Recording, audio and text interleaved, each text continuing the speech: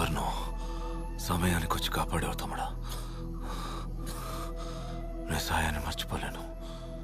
నా గురించి సరే, వాళ్ళు నిన్నంత కసిగా చంపడానికి ఎందుకు వచ్చారు? సుఖపడ్డాను. నా కొడుకులకు చెల్లుంది, అందంగా ఉంటుంది. ఆ అందాన్ని అనుభవించా.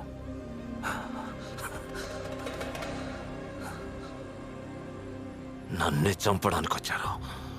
నా కొడుకులను వదలను.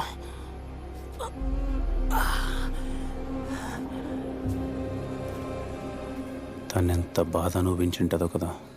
బాధే అనుభవించిందో సుఖమే అనుభవించిందో. తనే నా చెల్లైతే ఇలాగే చేసేవాడిని.